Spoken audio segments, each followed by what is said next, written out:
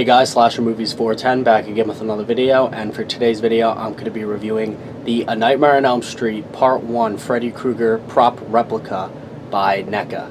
So without further ado, let's get right into this review. So guys, I gotta say, the amount of detail on this thing is truly indescribable. I mean, NECA did a terrific job on it. As you can see in the main center plate, there are a lot of scratches on this thing. I love how they incorporated this little strap here in the front, and then there's a piece of leather sticking out here, and I believe you can adjust it. Yeah, you can, which is really cool. I really love how they did a lot of black washes on the leather, as you can see, to make it look very burned. And what's also cool is they actually included a safety pin over here, and they did that for a reason, because that's actually accurate, because behind the scenes Robert Englund accidentally ripped the glove, and you know, they decided to put a safety pin in there to keep it intact, and it's actually visible in certain scenes in the movie if you pause it really quickly. I love how they got the holes up here near the rivets on the back. And here, let me turn it over again. So you can really tell the difference in color over here. So up here near the knuckles, it has more of a copper color, whereas over here by the main center plate, it has more of like a brass color. So I think that's really cool. Again, they airbrushed some weathering on the side to make the glove look really aged. There's a lot of rips as well, and I'm not sure if this is real leather, but if it is, you know, kudos to them. It does feel like real leather to me.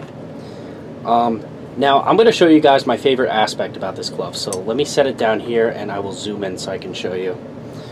This is a really cool feature that I just love that they did, so let me zoom in. Whoop. Okay, right there. Let's let that focus. Okay, so over here by the blade on the index finger, they actually welded a secondary blade and joined two pieces together, which is really, really cool. And I'll tell you why, because it just goes to show that before the events of A Nightmare on Elm Street, you could tell by the blade that Freddy must have broken it and actually repaired it. So I think that's a really cool feature overall. Again, the coloring on this thing is amazing. The main issue that I have with this glove are the individual rivet points, or the hinge points, whatever you want to call them. They're a little bit on the tighter side, which makes the finger movements a little bit stiff, unfortunately. Whoops, I forgot to zoom out. Sorry about that. But yeah, as I was saying, it makes the finger movements a little bit stiff when you're moving it around. But hopefully over time, the more I wear the glove, the more the hinges will actually start to loosen. But yeah, if I had to rate this on a scale of 1 to 10, I'd probably give this glove an 8. Definitely not a 9. It needs a little bit of work. I wish the hinges were a lot more loose, so, you know, when you're doing like Freddy poses and stuff like that, you know, it would be smooth sailing. You wouldn't have to worry too much. And you could really tell by looking at the detail that Freddy Krueger really just forged together random stuff that he had lying around in his toolbox, essentially. And the amount of detail on this thing, like I said before, is just impeccable, and truly impressed with this. And I forgot to mention that they actually included a display hand over here. Let me take it out. Gotta be careful because the safety pin, I don't want to, you know, rip the leather, so I'm gonna be really careful. Well, just give me 1 second, guys. Okay, so here's the display hand over here. It's labeled A Nightmare on Elm Street down there, and then you got NECA on the bottom. Really love how they included this, because now I could display it wherever I want. I could put it on a shelf along with a mask or a fedora or something of that nature. But here is what the glove looks like, you know, not on the display hand. The blades up here are really cool. I do like them a lot.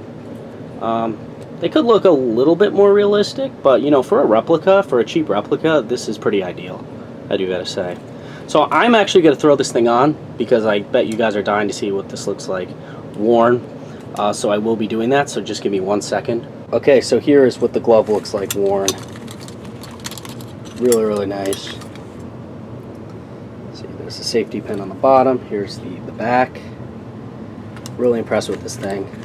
Again, it's tough to do a lot of Freddy's poses because you know, the rivet points aren't exactly loosened up, but once they loosen up, it should be a lot easier. Here's the box that it came with, by the way. I don't know why it has the new Nightmare Freddy on the back, but it's quite interesting. I do like the box a lot, so I will be keeping it. But yeah, guys, as far as the review goes, that pretty much wraps it up. Gonna be doing the Freddy Krueger costume test very soon. I actually did order a new display head for my silicone mask, so that should hopefully be coming soon. And then I will do the review on the silicone mask, and I also did order a new fedora that should be coming soon, and I'm probably going to weather that up. I'm going to do some more weathering onto the sweater, and then I'll get right to the costume test. So guys, that pretty much wraps it up. I really hope you enjoyed today's video. More videos are on the way. I actually reorganized the horror room, so it does look a little bit different. I moved some masks around and stuff like that, and I'm looking forward to showing you. So more videos are on the way, guys. Thank you guys for watching. Don't forget to like, comment, subscribe. Make sure to hit that notification bell, and I will see you later with some more videos.